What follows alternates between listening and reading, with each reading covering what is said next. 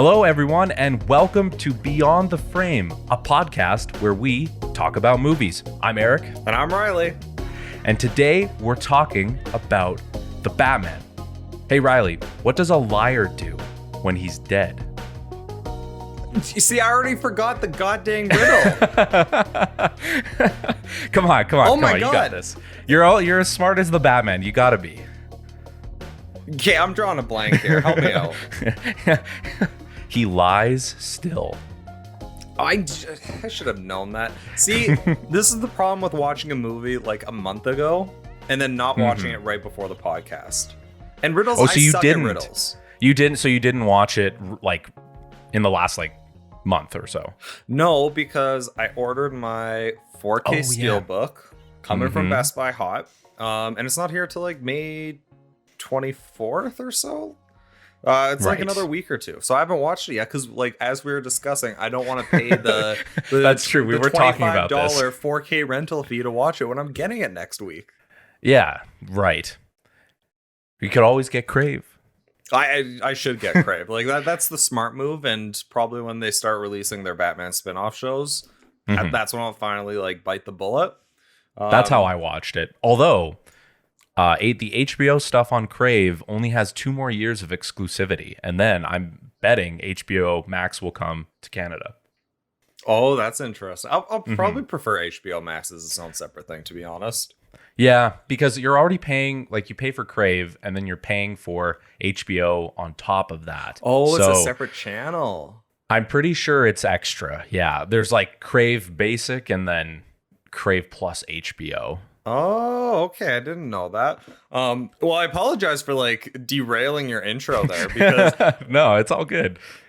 yeah, no, riddles are not my thing, and that's why I could never be Batman. So you would never have found the Riddler then if you were in Bruce Wayne's position. God, no.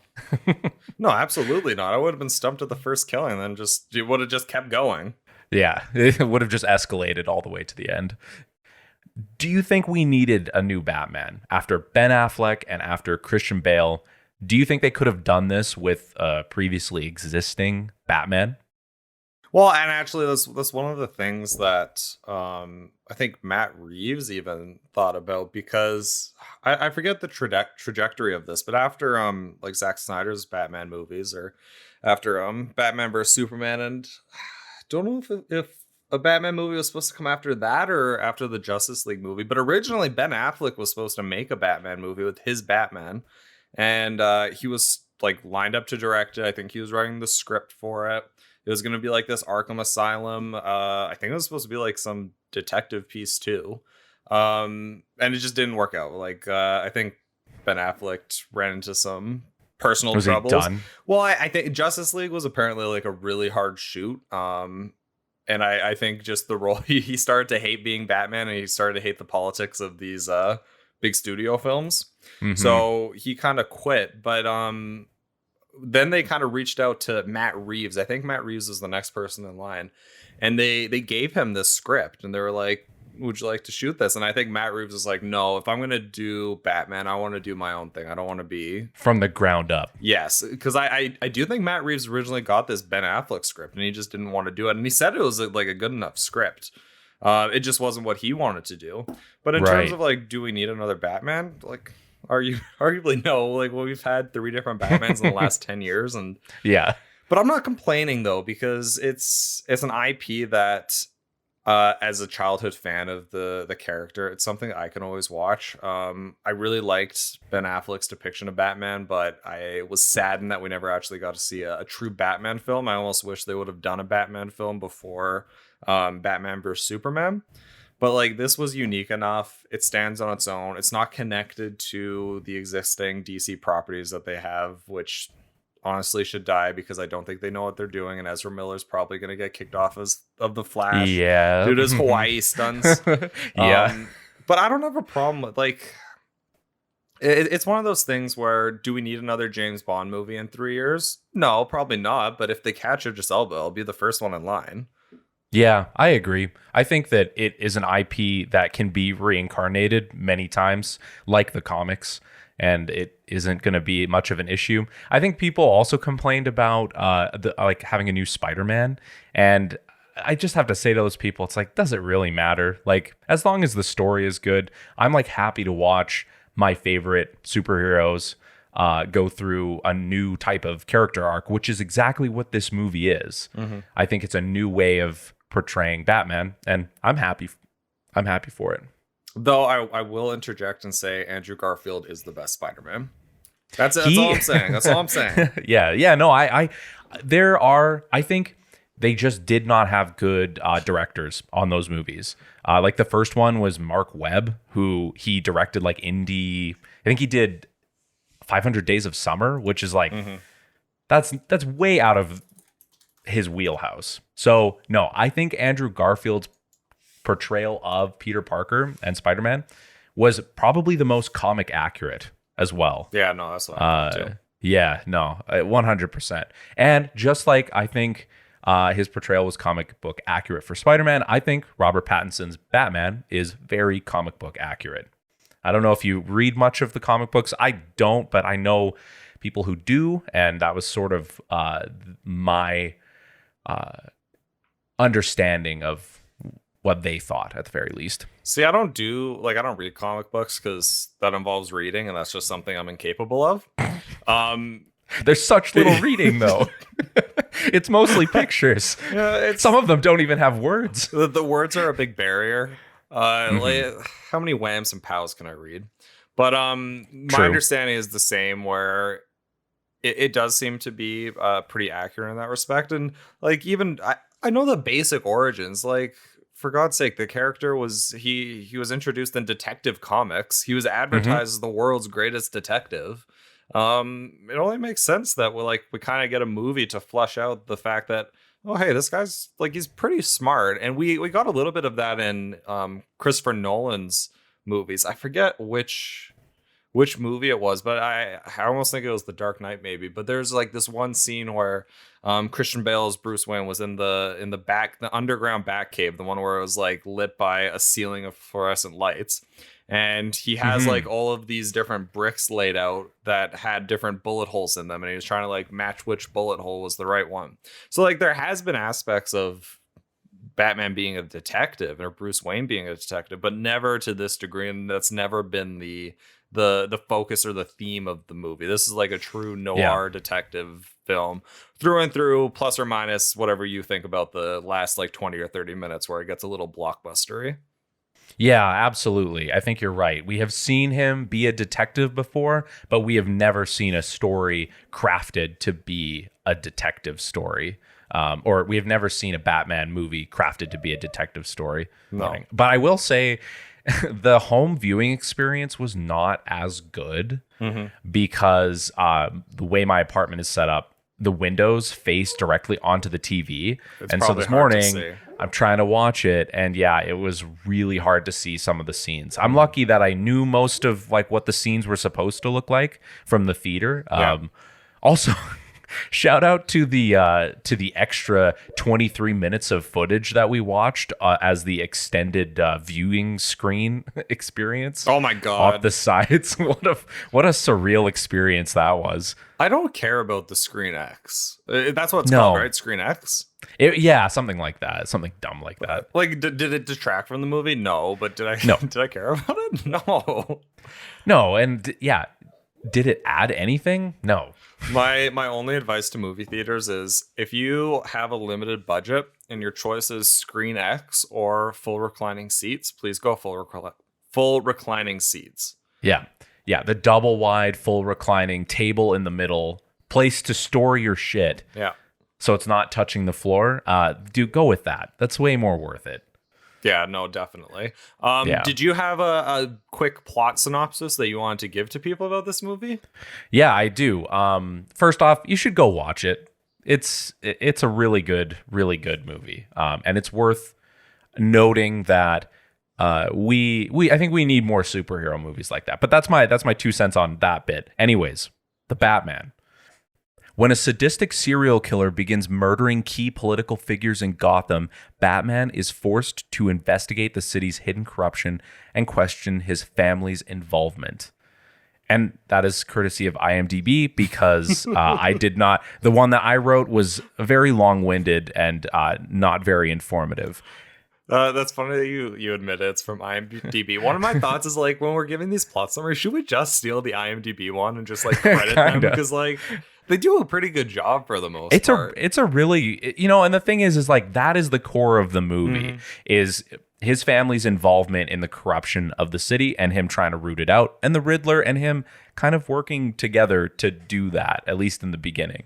And to flesh that out a little bit more, it is a younger Bruce Wayne. It is a Bruce Wayne who is very inexperienced. It is a Batman who is very inexperienced and still trying to find his way in the city of Gotham. And it's really about him becoming a hero in a lot of ways and learning the value of human life. I think that in broad strokes. So yeah, that's the Batman in a high level view. What are your initial thoughts on it, Ryley? I loved it for just about every reason. I'm a big fan of the noir genre. I'm a big fan of moody, atmospheric plot settings. Matt Reeves is a phenomenal director. The action was good, storytelling was good, acting was good. The cinematography might actually be the best cinematography I've ever seen. I think Blade 2049 would definitely come close to that, but like agreed. This was standout. I think it's definitely the most gorgeous superhero movie I've ever seen, in my opinion. And honestly, it might just be with Blade 2049 also being there, probably one of the prettiest movies that has ever been made. Easily. Yeah, and I think it goes hand in hand with this depiction of Gotham.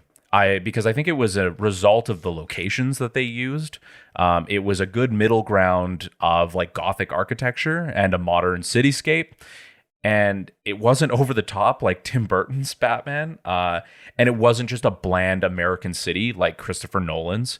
And so I think that coupled with the beautiful cinematography, the very moody lighting, the very dark lighting, it just creates this very cohesive feel that one, it's a very raw portrayal of the Batman. And also Gotham is just an absolute dumpster fire of a city that needs to be saved somehow. Well, that's one thing I've seen, like comparing the Christopher Nolan trilogy and this. Christopher Nolan's movie is clearly Chicago. Clearly. It doesn't really... It's Chicago. It's not really like Gotham. Like there's no identity to it besides the fact that, hey, this is your classic American city. Whereas in the Batman, like you said, this is a dumpster fire of a place. It is disgusting. It's grimy, it's dreary, grimy. It's dirty. It's like every adjective kind of in the book on that. It's really like its own character. I can't relate it to any city that I know or I've been to. It's really unique in that aspect. Yeah, and Gotham is such a big part of Batman's character. They're one and the same. They're kind of two sides of the same coin. And so I'm glad that they really took a lot of steps to portray that in this movie. Well, and like going back to the cinematography again. You talk about how like the city's dark, it's dim, it's shadowy. They did a great job in terms of like lighting the scene. So my understanding is they used a lot of like natural lighting, but they, like for instance, that one initial introduction to Batman where he's coming out of the shadows and he's meeting that gang of people. You hear his footsteps. Yeah, that's just like neon lights on the side that they use like a diffuser sheet. And that's really? all the lighting that they had as far as I know. And I think a lot of those scenes are like that, where they're trying to maximize the natural lighting in the scene, but control it a little bit to fit their aesthetic. All of the scenes, yeah, you're right. All the scenes like had, they felt dark and gritty, but they all had a lot of clarity to them. You could still tell what was going on. It wasn't confusing. So that's impressive that it was lots of natural lighting. And actually, it's a good thing that you said gritty. That kind of cues me to something else. Going to the cinematography again. So, like a couple days. What day is today? Today's Sunday. Yeah. On Friday, I went to a friend's house for like a little party, and one of my friend's partners is actually kind of like in the film and TV industry, and we were talking about this film, and he told me something that I didn't know before. So the cinematographer, I think his name is Greg something. If I'm getting that wrong, I apologize. But on their cameras, they used a special lens. It was like an older style lens that uh, the lenses make it such that what's in the center of the screen is clear, but everything on the outside is like a little bit grittier and distorted. So in each scene, it gives, not only does it give it like a more retro vintage look, but also for each scene, your eyes are like naturally drawn, and all the focus is like what's happening on the middle of the screen. And I think having that distortion or that lack of clarity on like the peripherals of the setting kind of also added to that dirty Gotham feel. And to clarify, the type of lens used was an ARRI ALFA anamorphic lens, which basically does exactly what you said. It stretches everything out as you get to the sides, and it compresses things in the middle. Mm-hmm. And it's a prime lens, so you can't actually zoom with it. Oh, I didn't know you couldn't zoom with it. Yeah, at least that's what I am reading here. But part of it. Part of it lends itself, I think, to the realism of it.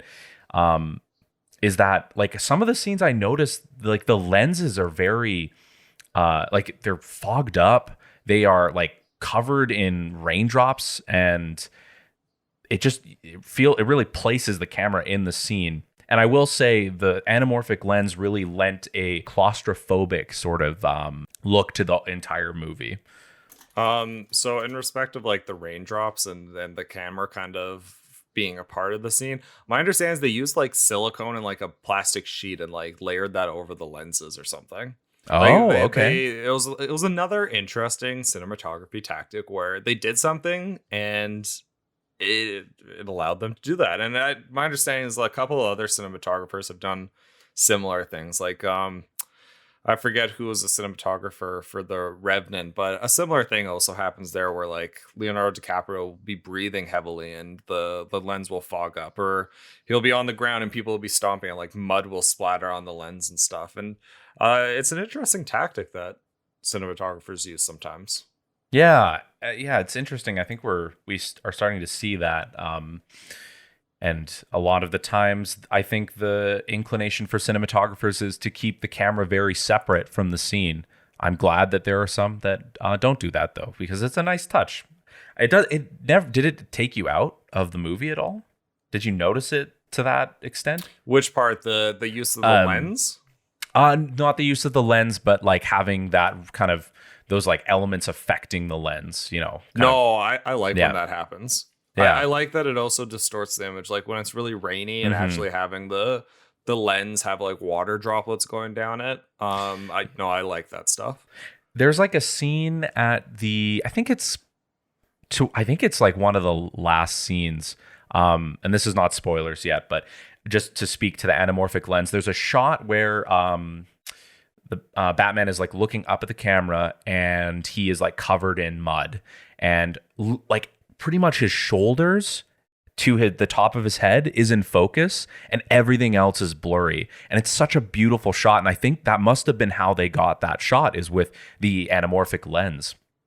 Yeah, because I don't know if they did like a whole bunch of post-production work on cleaning up the shots. Like I imagine kind of as they were shot as how we seen them. But obviously they probably would have done some cleanup work at the end.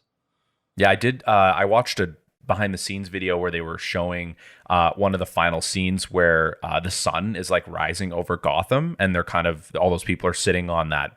I think it's like a part of a road or something like that. That scene where he's walking through all the people that are like in shock. That was all lit with LED panels, like high definition LED panels that mimic the skyline. So I wondered how they got such a nice look to that scene. And that's how they did it. Just like how they filmed The Mandalorian in a lot of the scenes. Now, it's not exactly the same technology, but similar idea.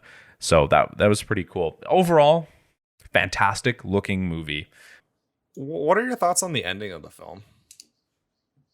Um, Did you like it? I it was very tense.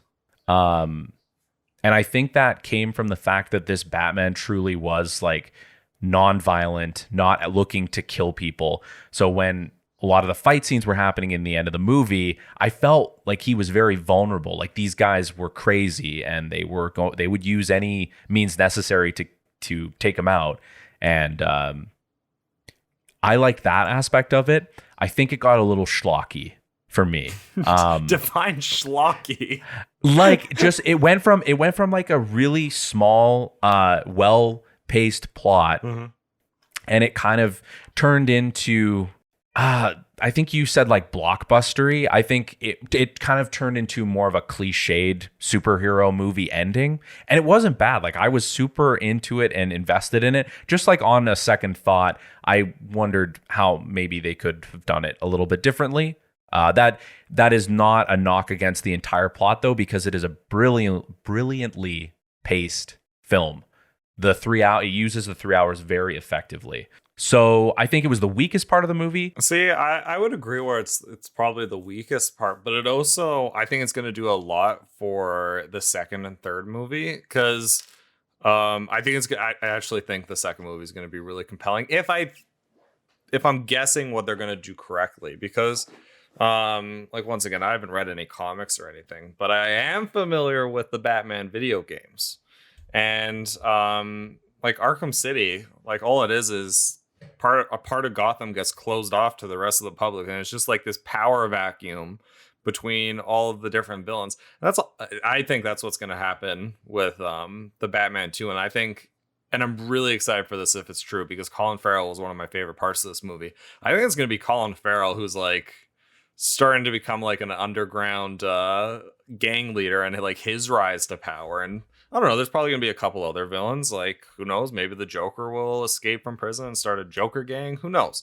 But I think it's gonna be that sort of like power vacuum in terms of the underworld, and then Batman trying to maintain some degree of, well, I guess like he's not a lawful figure, but some degree of Order. law. Yeah, or order is the better word.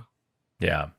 Yeah, no, I agree. I think it was it's a really good stepping stone off to the next movie, because it really shifts the power dynamic of Gotham.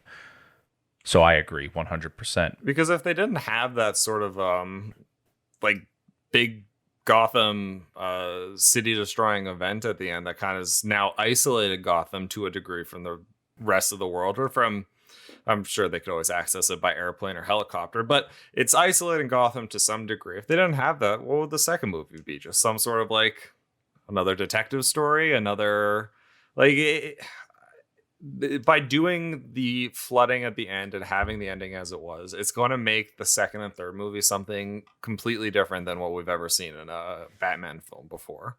Yeah. Also, we'll get into spoilers now fully, so we can just talk about this. I think that it was a great idea to start off with the plot as being the small sort of mystery that balloons into this bigger mystery of corruption and this rabbit hole that Bruce falls down.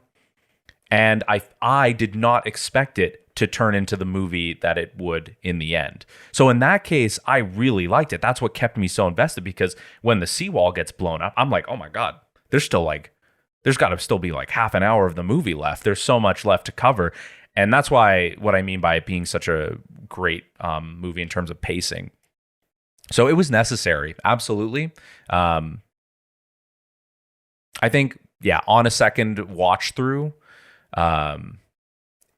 it was knowing that it was coming, lessened the impact for me at the very least. But, overall, I have really nothing bad to say about the plot. So I was going to save this for our discussion of Prisoners, but I think I think Matt Reeves does a good job, and I kind of want to mention it here. So before we started the podcast, you mentioned that Denis Villeneuve did a breakdown of one of his scenes in Prisoners, and I've actually watched that video before. And in his discussion of one of the scenes, he has this interesting quote where He says the most important thing in cinema is to suggest and not to show. And I thought Matt Reeves did a really good job in this, because when you're talking about the plot, when you're jumping into Batman in his second year, you're skipping the origin story and how he got there. But yet, there's a whole bunch of these really minor moments throughout the movie that I think could make good content for the second and third movie. But he didn't feel the need to go into the detail to explain how he got certain places. So, for instance, one of my big questions is, Batman, how'd you learn how to fight? Like, hey, it doesn't seem like you're a martial artist. It seems like you're just a brute brawler. But I also don't know martial arts that well. But there's this big question of like, how did you actually train to become the Batman? And then you find out later that like him and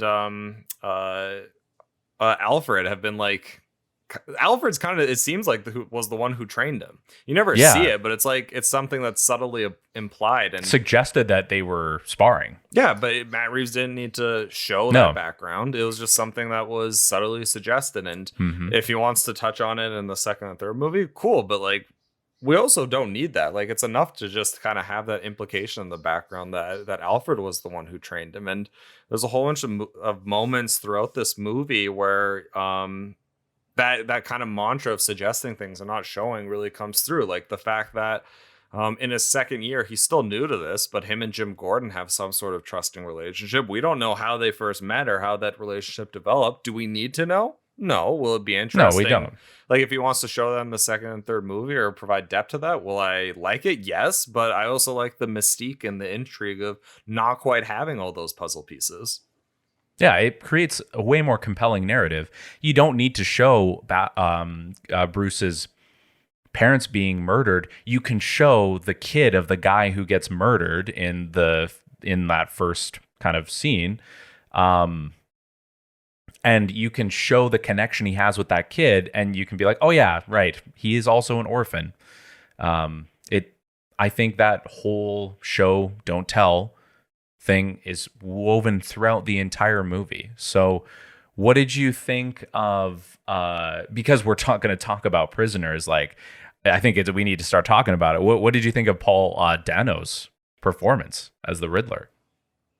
I thought he was really good. Like, you don't see too much of Paul Dano as unmasked Riddler. Like, most of it he's masked in the movie, but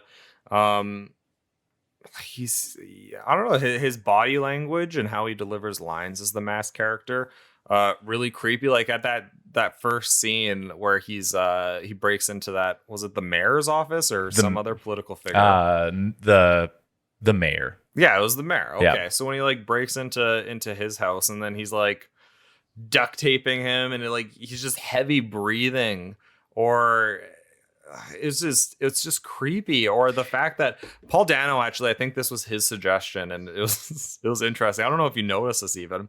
His whole face is covered in plastic wrap. I did not notice that. So hair won't fall off his head when he's doing that stuff. So there's like all these like physical details to the character that I think makes the character pretty compelling. But like Paul Dano as a whole, fantastic actor. He's been doing good since There Will Be Blood. He was great in The Prisoners. He's great in this. I almost would have wanted to see him be given a little bit more material, but with what he had, he did a fantastic job. Have you seen There Will Be Blood? No, I haven't. Oh, I have not. Interesting. Should I watch it? It's that could be a future movie. It's one of the classic Daniel Day-Lewis movies. Okay. Yeah, that's about like an oil baron or something. Yeah. Okay. Yeah, I think he was the perfect casting for the Riddler, and I liked this portrayal of the Riddler compared to what I've seen of him. Well, yeah, that, and like even in the actually, I was gonna say even in the games, but in the games he's more of he played in the Arkham games. He's like kind of in the background, and you just see his clues and you find his clues. But anyways, yeah, I think some people had a real problem with this, that he was basically like an incel Twitch streamer. I thought that was fine. It was as ridiculous as any other Batman villain.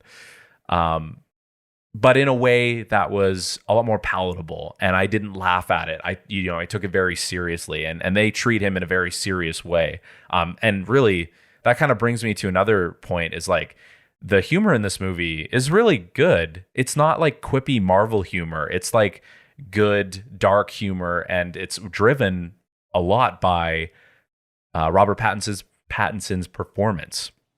Yeah. Like where he's going and investigating that one apartment, there's like a police officer, and the police officer's like, "No, you can't be here." And he doesn't say anything. He just stands there and stares blankly, and he's just like, "You're really gonna be telling me that?" Yeah. Or like even when he first goes to the Iceberg Lounge, he like tries to get in, and the twins at the door are like, I think I have it written down, but he says, you better get out of here, freak, or that suit's gonna be full of blood. And then Batman's like, mine or yours? And then he just punches him straight in the face and beats up both of them and walks in. It's like, I like those touches. I feel like that's an interesting take on Batman. Oh, and to be honest, this is jumping around a little bit. But that's another thing that I really liked about this movie is I'm going to compare it to like a Metroidvania where you're going to the same place over and over again, but you're doing it in a different manner. So like the Iceberg Lounge, he goes there 3 different times. And the first time is as Batman, and he's very confident and brooding. He's like, "Do you know who I am?" And then they're like, "Of course." Next time he goes in, he's Bruce Wayne, less confident, but he's like, "Do you know who I am?" And then the third time, he just like infiltrates it as Batman secretly. But yeah, it's a different context every time he goes. Yeah, and it was really cool to see. I like that. Yeah, and that's what I'm talking about with the plot being a lot smaller, in the beginning, going back to the Iceberg Lounge, looking for different things each time, and each time getting a different look at the underworld, essentially. No, that was, I really appreciated that part of the movie, just seeing. Well, you get to see how Batman operates in different settings. You got his investigation setting. You had his covert Bruce Wayne persona investigating. And then you had like your traditional sneaky little ninja Batman. Yeah. And to kind of circle back on the humor thing, the scene when he's running out of the police station, like that was hilarious. Like, I did not think that I was going to be laughing at that scene. No, you never see it. Like for Christopher Nolan, it's always the joke of you turn around and he's gone. How did he do that? Yeah, where did he go? You just have Batman like booking it down the hallway. Yeah, he's pushing people out of the way and like running up to the roof.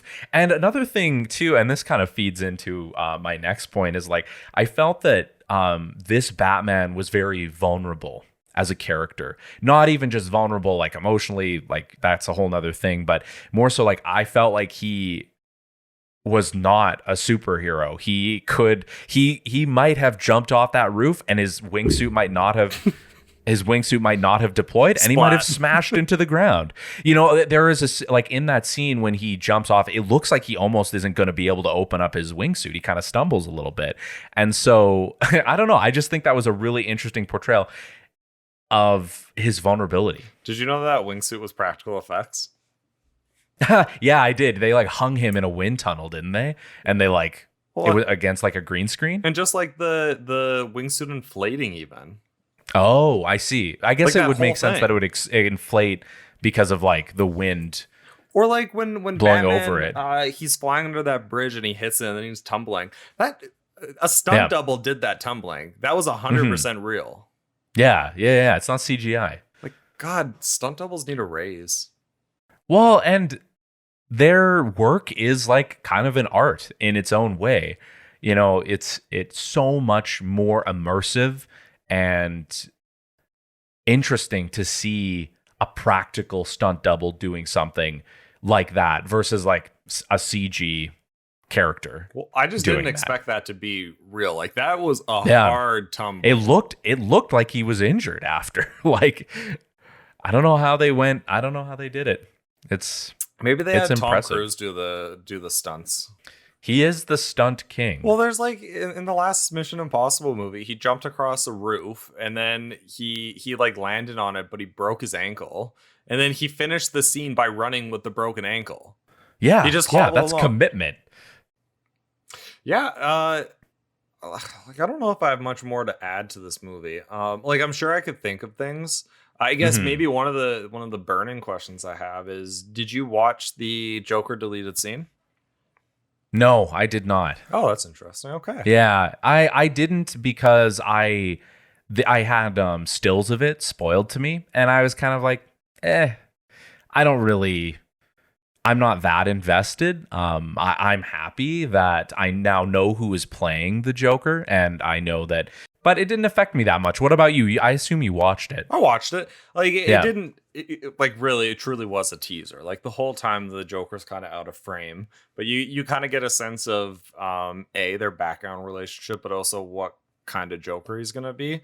Mostly I'm just excited that it's Barry I'm going to butcher the I it's Irish. I don't know how you pronounce his last name properly, but he's a phenomenal actor. I don't think you've seen Killing of a Sacred Deer yet. You have seen The Green Knight. And I haven't seen Dunkirk, and I know he's in Dunkirk, but in Killing of a Sacred Deer, he's so good. Hey, you're forgetting his best role. He's in Drug. Eternals. Okay. I watched Druid, or I watched the Eternals, pardon me. But I watched it in the background. I was like cleaning the house, so I really didn't watch it. Yeah. I didn't care about it. It was talk about like the ultimate like not caring a superhero movie. It was in my opinion worse than Justice League.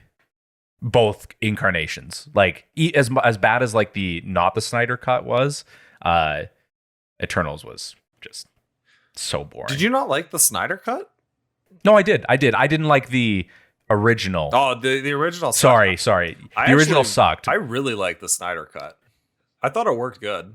Well, I think for DC almost at this point, their strength definitely is doing so far one-off stories or like things that aren't connected to some DC universe. Like their two biggest hits are the Joker and the Batman now, and neither of those have any connection to the DCEU. And like with the mess that everything is, and like Ezra Miller's like recent controversies and whether or not. Well, I don't even know if they're gonna keep him now after the Flash. I guess we'll see, because like Warner Bros dropped Johnny Depp like really quickly after his stuff, so I don't know if they'll keep Ezra Miller. I feel like the DCEU is dead, and they're like just trying to scramble and pick up the pieces, and they shouldn't do that. They should just let sleeping dogs lie and try to find a different thing, because I don't even know if like as a viewer I want two big cinematic universes at the same time that are doing similar things. Yeah, and I think it doesn't necessarily need to be a big sprawling cinematic universe. It would just maybe be interesting to see how they could pare that back and maybe have nods to the different films in each film. Yeah, I think it's a turning point in that this will be the next movie will be a good indicator of where just the movies are going to go in general, I think. Oh, definitely. Yeah. Whether they're gonna go more into the comic kind of absurd levels, like this won't go super absurd, but whether it goes more realistic or if it touches ground with some of its comic roots a little bit more. Yeah. So, with all of that being said, what are you going to rate this movie? Oh, I would give this a 5. A 5. Okay. Yeah, my rating is not that high. My rating is 3.5. Oh my god. You wound me. Okay, maybe I'll give it a 4.5. 4.5 or 5. No. I think you stick with your 5. Stick with your 5. Like, you really like this movie, and I can totally respect that. You know, I was really on the fence between a 3.5 and a 4. It was just that little kind of problem I had with the ending, and it's mostly a personal thing, but that was what stopped it from being a 4. Yeah. And like one of the things that I think maybe makes me go a much higher rating than you is we've talked about this movie for, I don't know, maybe 30 minutes at this point. I don't know how long it's been. And there's a ton of stuff that I really liked about that I haven't even touched on. Like we really didn't talk about any of the side characters. Didn't talk about Selena Kyle. We kind of talked about the Riddler. Didn't talk about Falcone. We didn't talk about Bruce Wayne's like backstory and how his like mother and father relates into this. Like there's like a lot of the stuff we talked about was like purely technical. Like that doesn't even begin to touch on the appreciation for the actual movie itself and like what they did with the character. So there's so many different layers to this movie that I really appreciated. And like once again, I could be looking back at this movie with a not a nostalgic lens, but with a very favorable lens because I haven't seen it recently. I'm still going off of my theater impression, so maybe things will change when I get my 4K copy and I watch it again. But like as of now, it's up there with like Blade 2049 and stuff. It's really good. No, I can respect that. And you obviously can change your rating at any time. So in that case, like I think you should go with your gut on this one. And the Beyond the Frame rating is sacred. It is law. It cannot be changed. It is written in stone. It is biblical. Well, it's committed to the internet now. So yeah, if somebody could find this in like, 5 years and be like, yo, you rated this like a 5, but why did you change it on your Letterboxd to 4? You're fraud, hack fraud. Yeah, sorry, you're not getting that next job when the employers do the deep dive. Yeah, that's really what it is. We don't trust your judgment. First thing we need from you is your Letterboxd username. Yeah. So we can do a little background check. Yeah. Yeah, that's where we're going. Yeah. What is this? 1984. Yeah, I guess I 100% agree with you. There are so many good things to talk about that we haven't even really touched on because like I think we could have a whole podcast about this because we didn't even talk about all the great little characterization moments that Robert Pattinson puts into this movie and the direction imparts on it. We didn't talk about how the plot is like this really interesting noir spiraling conspiracy that Batman falls into. But all that being said, I 100% think that if you are on the fence about superhero movies and maybe you haven't seen any Marvel movies recently or maybe you haven't really been paying attention to what DC has been doing, just go and check out this movie. Watch it on Crave, rent it, whatever. Go see it in the theaters. I think it still is still in theaters at this point at the very least. Go check it out. It is a good movie if you appreciate the craft. It's a good movie if you just want to watch a thrilling crime story. And it's all about the best Batman, in my opinion. This is now my default on-screen Batman. Oh, we didn't even talk about Commissioner Gordon. Or not Commissioner Gordon, but Gordon. He was really great too. There's so many good aspects about this movie. I would 100% recommend it to anybody, even with my 3.5-star rating. Yeah, I don't have anything to add to that. All I would say is if you have an emo friend and you're wondering why they're listening to Nirvana all of a sudden, Nirvana streams up 734% since the Batman. That's why. That's why. That's why. If you like Kurt Cobain, you're probably gonna like Bruce Wayne. You got that moody rock star kind of vibe, and that's what Matt Reeves was inspired by. So yeah, there you go. Go out and see it. It's definitely my favorite Batman movie. I also think it's, well, as we said, it's one of the most gorgeous movies ever made. Like originally when me and my dad would be like testing new TVs we got, our go-to movie would be The Dark Knight, because that initial shot where it's the bank robbery that was shot with an IMAX camera, one of the most gorgeous scenes that was definitely shot at that time. I think this would be my new screen testing movie to see like how good a screen is. No, yeah, go see it. You don't need any more reason than that. Go watch so many good aspects. Yeah, very good. Cool. Okay, let's move on. And we're going to talk about your pick this week, which was a really good pick. And I loved every second of it. It was a very good movie. Tell us, Ryley, about Prisoners. Okay, first, I'll probably just start with a brief plot introduction. So Prisoners is directed by, shout out to Canada, French-Canadian director Denis Villeneuve. Sorry, my French is not good. At its most simple, it's a story about an abduction of 2 girls and the contrasting approaches that the father of one of the abducted children, who is played by Hugh Jackman, his character is Keller Dover, and that of Jake Gyllenhaal's Detective Loki, with the former approach being a vigilante-esque story of one man taking things into his own hands to find what he views as justice and to find his daughter, and the latter being your traditional police investigation. But that's a very simple kind of summary of the story. Like more deeply, it's the story about processing how different people respond to evil, to loss, to tragedy. And that's probably something I'm going to want to talk a little bit more as we enter further into this discussion. But yeah, it's really just a straightforward abduction story, but there's lots of layers to it. So my first question is, was this movie kind of what you expected? No, it was not. I was picturing something like The Lovely Bones or Gone Girl.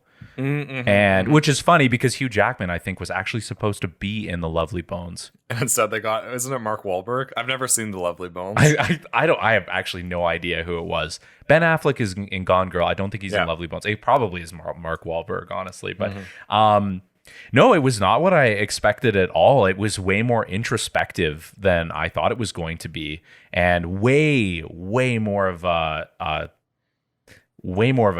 actually a lot more violent than I thought it was going to be, which is, in my opinion, very compelling. So yeah, it was not what I expected.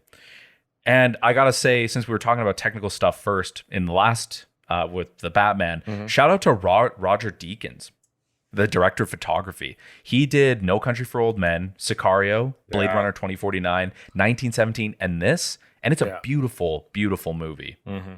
No, it looks really good. He's probably one of the best cinematographers right now. Easily.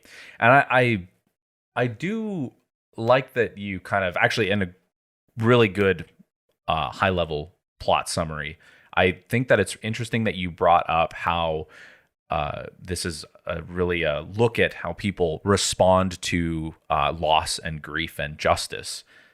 So I guess, like, what made you pick this movie for this week?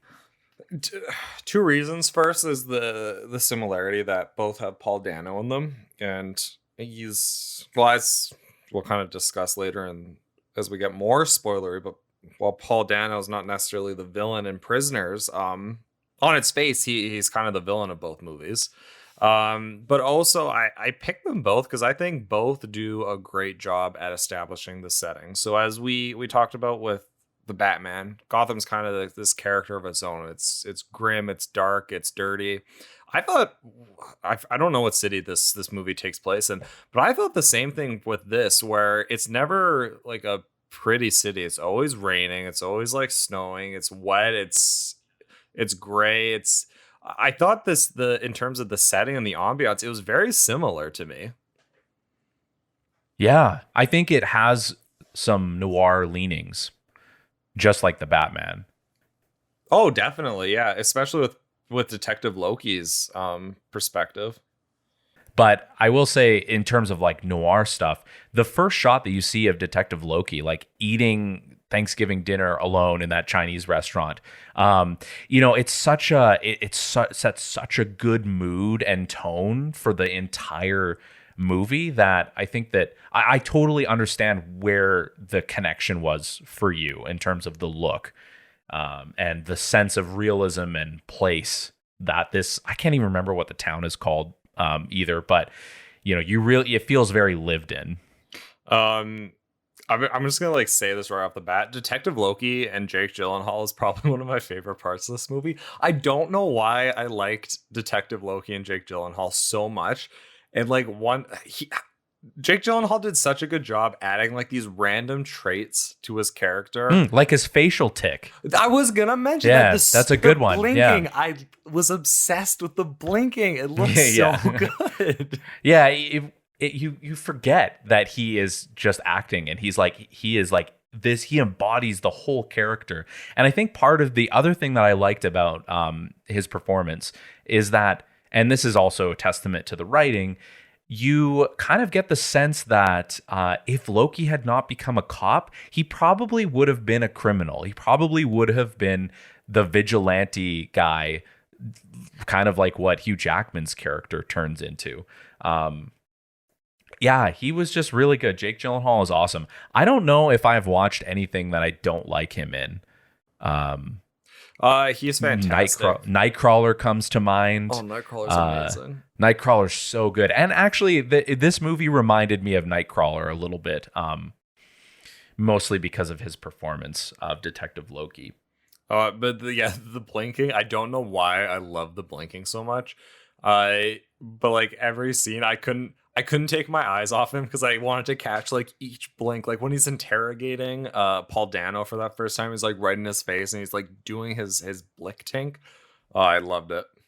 Yeah, and I wonder if it's like I when I started seeing it, I was like, is he just not blinking for most of the scenes? So then I was like looking to see if he would just blink normally in the scenes, and I didn't catch him doing it normally. So yeah, in like how long does I wonder how long the blink takes? Probably like maybe a frame or two. In those like 2 frames, you get this whole other characterization of this character. And I thought it was really nice. It made him feel so much more alive as a character. Well, then, like going back to the suggest not show, we really don't know anything about Detective Loki. Like all we No, know is supposedly just that he's a like a bang on detective who's never missed the mark. never before. missed the mark. Yeah. And he does say that he went to an all boys Catholic school at Yeah. one point. Mhm. But that's it. That's literally it. Yeah, which Yeah, makes it so pretty interesting. I don't know. it's super interesting. And you don't really need to know his backstory.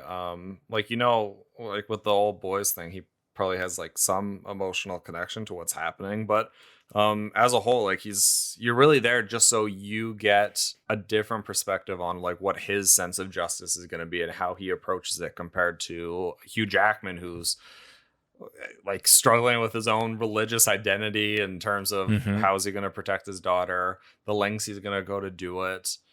He becomes a pretty scary person at the end.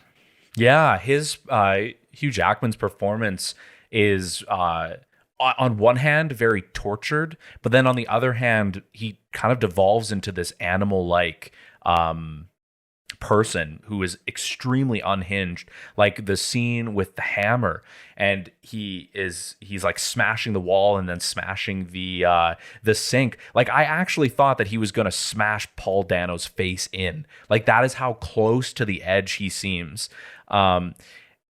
It was just an interesting take on a man who projects like strength and competence, but then ultimately couldn't protect his family. And that was such an interesting take on the prepper, good old American man character. So yeah, his performance was equally, in my opinion, as good as Jake Gyllenhaal's performance. I don't even know if he got an Oscar nomination for that. I don't think Prisoners did that well at the Oscars. I don't think it got nominated for much. I don't know. I didn't look to see if there were any award nominations, even like at all at any other. Oh, it did. It was nominated for best cinematography. Oh, as it should have probably.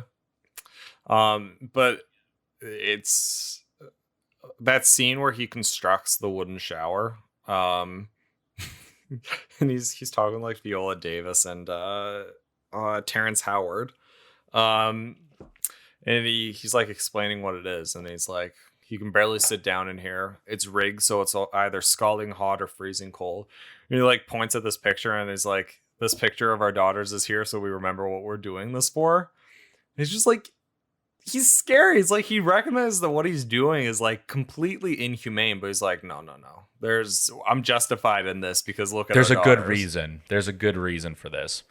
Also, really great performances from Terrence Howard and Viola Davis as well. I always forget Viola Davis is actually in this movie. Yeah, I was surprised to see her. And the two of them were like a really good contrast between like Hugh Jackman's character and his wife. It's interesting. There's like a triangle of conflicting and contrasting characters, right? Detective Loki and Hugh Jackman and I can't remember what the last name of the other family is. But they all are kind of playing off of each other. And I think that is why I found their performances to just feel so much so much better than like the performances of, because Paul Dano's performance is really good, but like his aunt's performance was okay.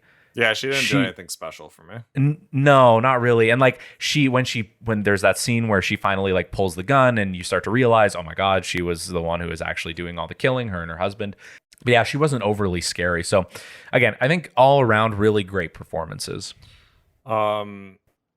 But like going back to kind of my summary, that this movie is really about how different people respond to these tragic situations. Hugh Jackman being the prepper type, he's going to be a man who solves this mystery himself. He's going to be the one who finds his daughter. Initially, Terrence Howard's character is kind of complicit in that, but then at the end becomes very uncomfortable with the idea. So he ropes his wife in, and his wife is like, yeah, no, we're not going to participate in this, but we're also not going to stop it either. Let him do his thing. Yeah, like it's just interesting to see that they were okay with it happening. They just didn't want to be involved. They didn't want their hands bloodied with it. They wanted someone else to do it because they also wanted the results of finding their daughter. Yeah, they understood that it was probably the best way to get results, at least through like the lens of like how Keller sees the police. And I'm sure they kind of felt the same way. But in terms of the plot unraveling, I thought it did a really good job at keeping you intrigued, because the in-depth summary is Paul Dano's character was abducted and seemingly just continued to live with them. The other prime suspect, a character of the name Barry something, I forget who the actor's name is, but he's in a couple different things, also was one of the abducted children. And then like all these plot threads kind of ended up tying together. So when Detective Loki first goes and meets this priest who's passed out, and he goes into this little underground like hidden cellar of kinds, there's a dead man there, and it turns out that the dead man came to this priest at one point confessing that they killed 16 children or something. Turns out that guy was the wife of the aunt who ended up, and they were like this couple waging war against God by abducting a whole bunch of children. But everything kind of like ended up tying together really cleanly. But the film kind of just gives it to you piece by piece until like the very end where everything comes together. And I like that. I like that that's how the plot progressed. It kept me interested because this isn't a short movie. This is like 2.5 hours long. It's a slow burn. That's what I liked about it. But like it's a very dark story. Like the story goes back to the 1980s without it actually ever going back to the 1980s. Yeah, you get the sense that this is a story way bigger than just this first abduction. And I also appreciated how much it didn't hold your hand with the clues. And I thought they were all pieced together in a very satisfying way. So I agree, it was masterfully paced. And that's another thing that it has in common with the Batman. I think it was a long movie, but it also effectively uses that time. It's also weird that this movie came out the exact same year as I shouldn't say the exact same year. It just came out the same year as Enemy did. It was just two very different films for Denis. Yeah, much more grounded than Enemy. Enemy's more conceptual, I think. But you talked about this movie being like fairly violent, and yes, at parts it was, but like some of the most horrific violence wasn't even shown on screen. Like that's true. Mm-hmm. So yes, there's the scene where he's like beating him to a bloody pulp, or there's the hammer scene. Those were like very direct in your face acts of violence. But like the more horrific parts to me was like the underground pit that the aunt ended up having under her car, and like the whistle and some of the clues of the people she abducted. Or the shower scene was way more terrifying. Like you don't see Paul Dano being scalded. You hear his screams, but then you like see little glimpses of his character through this like PVC pipe. And it's just like, you only see a quarter of his face and it's kind of just bloodied, but like that was horrific to me. That's not even violence you see. It's violence that you hear and you imply in your mind. It does a good job of contrasting that in your face violence with with like what you said, the truly horrific things that Keller does to Paul Dano's character. I think his character's name is Alex. Yeah, Alex Yeah. Jones. Yeah. But then, like, Yeah. even there's pieces of this movie that I didn't pick up on like my first or second viewing. It's actually like things that I kind of picked up when I was just doing random reading on it online. So like at the start of the movie, what happens is Paul Dano drives to the house he was taken from, and that's where his RV was, and it just coincidentally happens to be in the neighborhood, the Doverhoods neighborhood. So like quite innocently, Alex Jones, the character, just meets these two young kids, wants to play with them, and I think he ends up driving them back to the aunt's house, and well, oops, the aunt's also like a serial child abductor.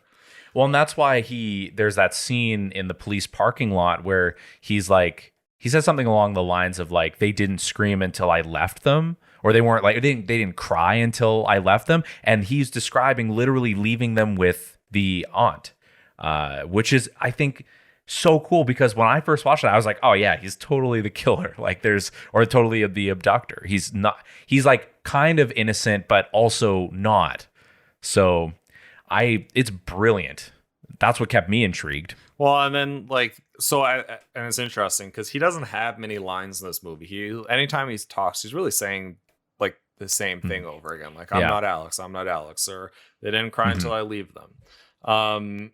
But that they didn't cry until I left them line, it can be interpreted like a couple different ways depending on where you're at in the movie. So at first you're like, when he first says that, you think, okay, he abducted them, he left them somewhere, they're on his own. Then later in the movie, when Detective Loki first starts suspecting this other guy, this Barry character, you're like, okay, maybe they're in cahoots, and maybe they're working together with them. And then later on, it's like you realize that it's the ant. So as kind of you're fed these different clues, and as the characters are learning about what's happening, that one simple line, which you kind of get at the start of the movie, it kind of transforms into different things. And it's a good plot device, or it's not a plot device rather, but it just shows you how smart the script was in terms of keeping you interested and evolving. It makes you feel very involved by every 45 minutes, like refreshing itself with a new potential abductor, and it reframes all of those lines that he says and all of the little snippets that you get. It just reframes it constantly, and that, yeah, you're right, shows how brilliantly written this movie is. And was it a joint effort between Denis and another writer? That's a good question. I'm not totally sure on that. Yeah, because really impressive. That's one thing that stuck out to me the most, was especially like Detective Loki's lines, like, or just like how he's written in general. It's hard to write a good mystery story. It is. That doesn't hold your hand, but also kind of makes you feel smart at the same time. Like, honestly, to me, that's probably one of the hardest scripts you can write.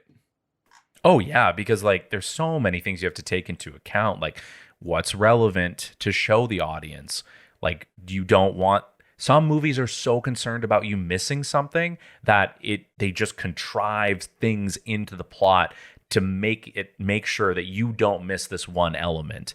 Whereas like this movie is like, we're just showing it to you. You can piece it together however you see fit, and in the end, you will know. But getting there, it's all up to interpretation. Well, and like the fact that Alex was initially visiting where he was abducted, that's something I've recommended this movie to many people. I've watched it many times. And that's something I've like only recently learned. Like, I'm still learning stuff about the movie.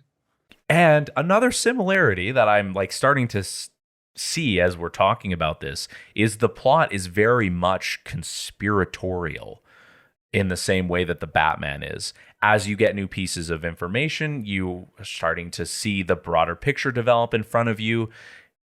You have this sense of solving the mystery. And the Batman, it's a little more subtle because you're watching the Batman do it.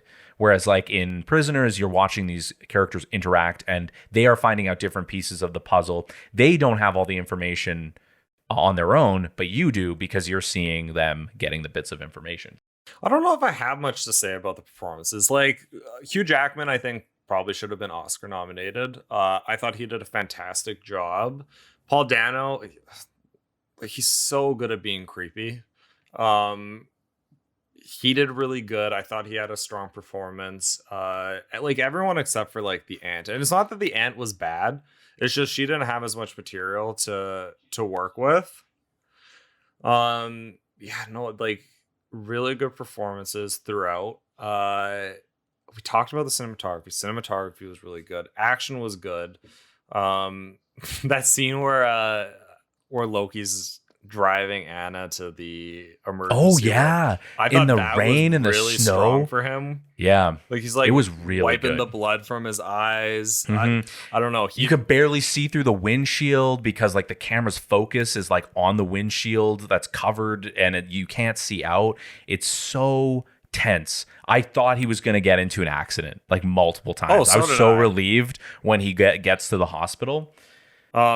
So like we could go into like a whole discussion about the motif of mazes being an idea throughout the film, and like we talked about that to a degree. Like I think the maze theme is really going to how different people are responding to tragedy and evil. At least that's my guess. There's whole video essays on like the significance of the maze. um so like that's something we could talk about, but there's other videos or there's other people who kind of deep dive into that. But in terms of like, I think one of the things that I'm most interested about is the ending, and I I like it. I was caught off guard by the ending. I was totally sure that it would show Hugh Jackman being saved, but I liked that it didn't because you get the sense that he is definitely going to prison for what he did to Alex. If Oh, it yeah, comes out, right? no, 100%. But like, it's frustrating in a good way. The ending, because it's like you. So for those who maybe haven't seen the movie and don't care about spoilers, at the end, Hugh Jackman's character, he kind of gets captured by the villain Ant, who's abducting all these children. He's thrown into this hole. He's bleeding out from a gunshot wound in his leg. But he ends up finding like this emergency whistle that his daughter had and that he actually gave her. So the end of the movie, I assume a couple days have passed since Detective Loki first found his daughter, because by that point he's in the hospital, he's bandaged up, and they've kind of already, there's people at the crime scene who have started kind of doing forensic analysis on everything. So I assume it's been a couple of days. So the guy's probably not doing too good. He's probably cold. He's probably bleeding out. Hasn't had like water in a couple of days. But Detective Loki's standing there, tells everyone else to go home, and then he hears like this slight whistle, and he's like, I must be hearing something. Like it's not there. Pauses, goes to leave, hears it again. And he's like, maybe I must be crazy. And he goes to like leave again, and then finally he hears this third whistle, and you don't know whether or not he's going to investigate it or if he just leaves. The screen just cuts, the credits roll, and you don't know whether he dismissed that third whistle again or not. Yeah, so but like worst, take both possibilities. He dismisses it again. Hugh Jackman dies in a hole, and everyone thinks that he ran off to the middle of nowhere. Or they find him and he's going to prison for a very long time. Yeah. and that like plays into the title too. Like everybody is sort of prisoners in their own way, right? Like the ant is a prisoner to her war against God, right? That's her mission. Alex is a prisoner because he was abducted. Hugh Jackman is a prisoner potentially of his faith, but then also he's potentially literally going to be a prisoner if he's found. And Loki is like a prisoner to his like drive to solve the case. Yeah, he has no personal life. Yeah, he is like his conviction to solving the case is like detrimental to well, maybe they don't really show if it's detrimental or not, but we don't know. Like you said, you don't really know because he doesn't show his personal life. He's literally always working. Like Like when Yeah. Alex Jones first got abducted, and the police captain tells him that, he's like, "Well, why'd you pull the guy who's watching it? If you told me, I would have been there all night." Yeah. Yeah, and you get the sense that that they've had this conversation before, and he's kind of trying to tell Loki, like, this is not good. This is, you need to drop it. Yeah, Yeah. no. I like the ending a lot. Ending was really good. I like being frustrated by movies. I Yeah, like yeah. not being quite happy with how things have ended, but it's perfect because it just makes me think about it more. Yeah, it stays with you. That ending will stay with me for a long time because of the ambiguous ending to it. But then like other characters in terms of how they're responding, like the wife completely shuts down. The son is left with trying to like deal with his mom, who's uh like undoubtedly addicted to whatever she's taking now. Like she's not in a sober state of mind for like the whole movie.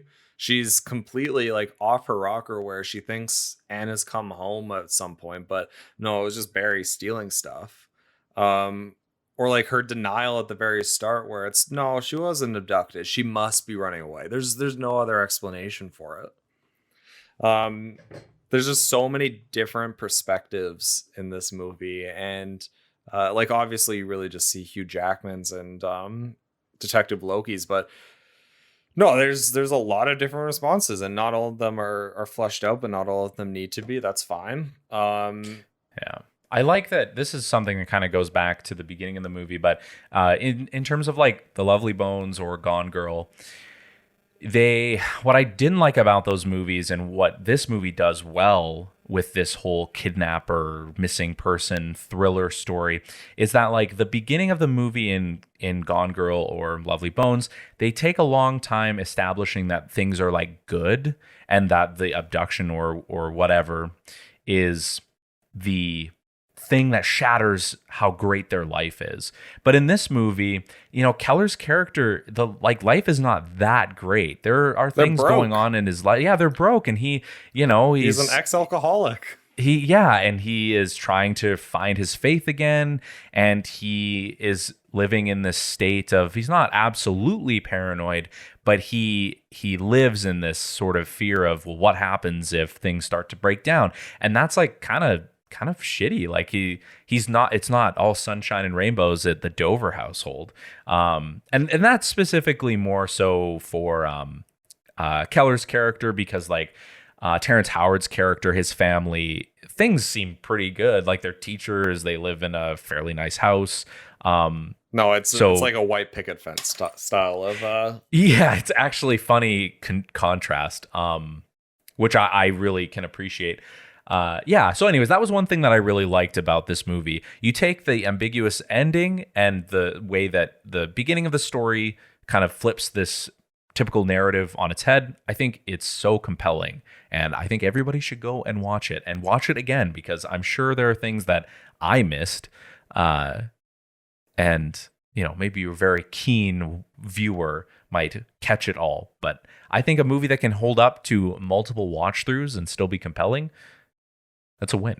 Yeah, this is I don't know. I would give it a 4.5. The only reason why I'm not giving it a 5 is because I really like comic book films when they're done right. I just, the subject matter of the Batman's is slightly more interesting, but yeah, no, this is easily probably like a top 10 favorite movie for me.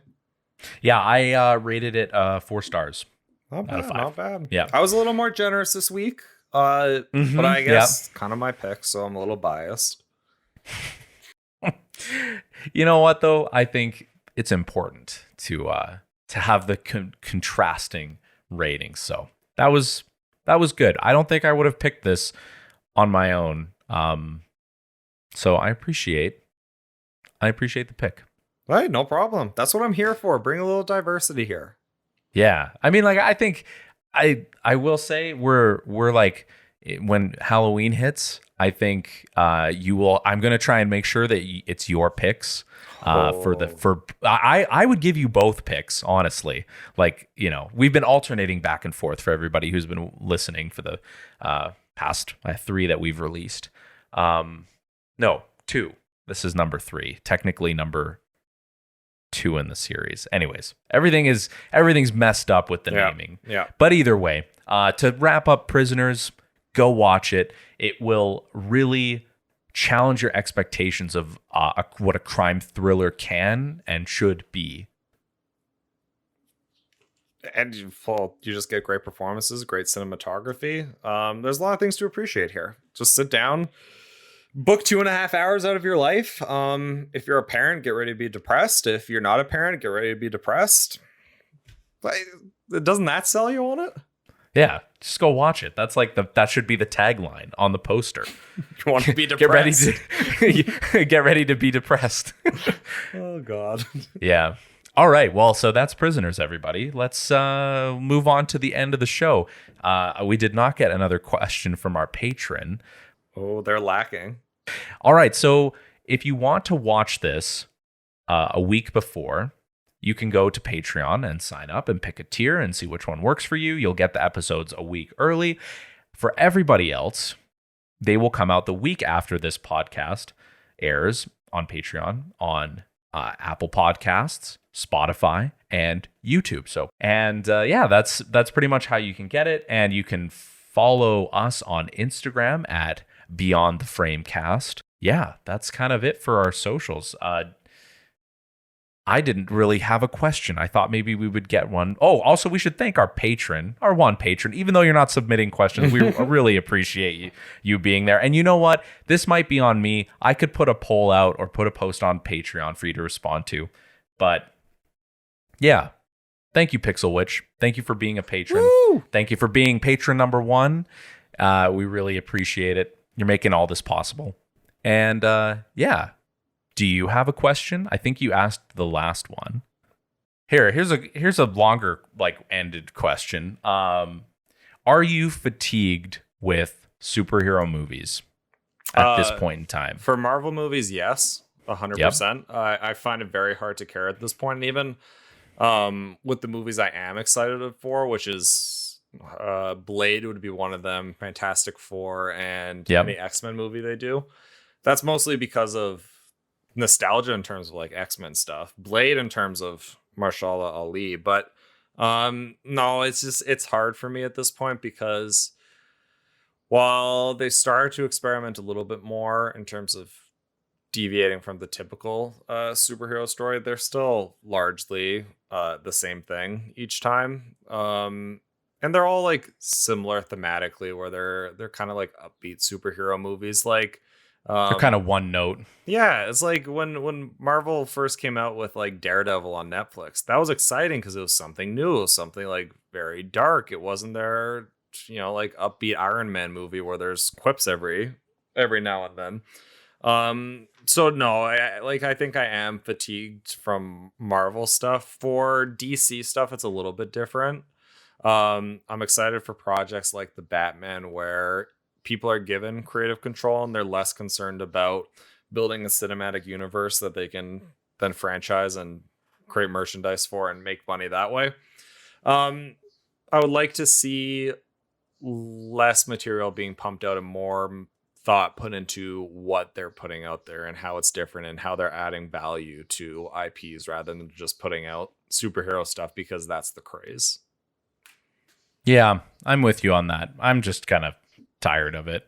I love it when there's a standout like the Batman, and I will say I have been enjoying Moon Knight.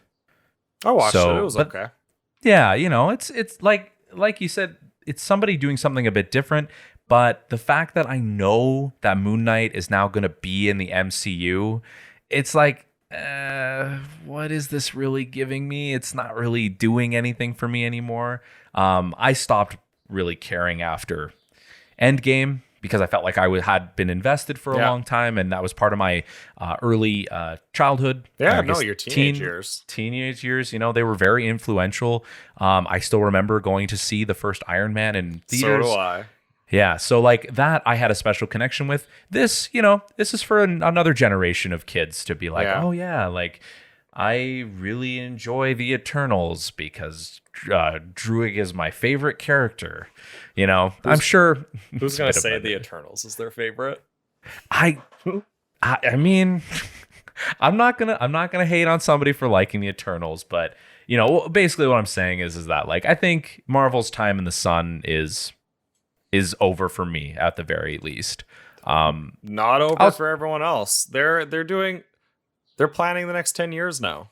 For those who are extremely invested in this podcast, next one is going to be about Dune 2021 and Dune 1984.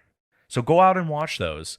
If you haven't seen the new Dune already, what are you doing? It's such a good movie. Go and check it out.